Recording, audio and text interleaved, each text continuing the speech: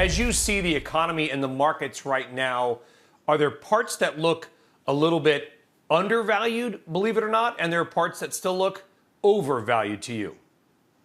Good morning, Brian. Thank you very much for having us. That's a good question, of course, as we go into earnings this week. Because yes, you can look at the economy in two parts, right? There's a part that does really well, which is all the big tech and industries that are in demand. I think about drug retail as one example because of this environment. I would say they're not necessarily overvalued because there's a lot of demand for that services in its really fractured economy. But then you have the other part, which is the leisure, hospitality, that may start to get better in the future as we reopen the economy. I would say that's very undervalued at the moment, notwithstanding that there is, of course, stress there because of a weak economy. Nevertheless, I think there's opportunity in the future. Where specifically are the best opportunities right now, Ben? Well, I think that if you think about the economy in terms of what's working, what's not working, there's three groups actually. I think that the stock market has been driven by high big tech because of in-demand services. That's the strong sector.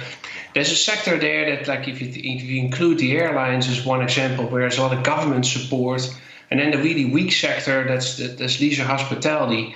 And I do think that in the last sector, as much as that sounds strange, ultimately when the reopening happens, which is slowly on the way, there will be revival of big businesses. Take Starbucks as one example of earnings this week. You should pay attention to that because that will be one of those businesses that could see a big pickup. So I think there's where the opportunities will be in the future. And then extrapolating that out as the global economy reopens, obviously the foreign markets, there could be opportunities too.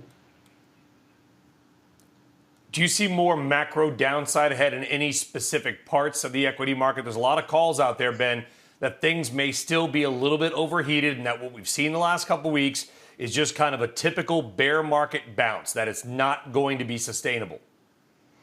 Well, that's the risk, of course, in terms of having a big contraction in the second quarter. I think everybody agrees with that goes on into the third and maybe even the fourth quarter. And we know what the reason is. We reopen the economy where we're dealing with an unpredictable virus. And, I would not be disagreeing with that per se, but it also depends upon how the reopening works, state by state, part by part of the global economy too.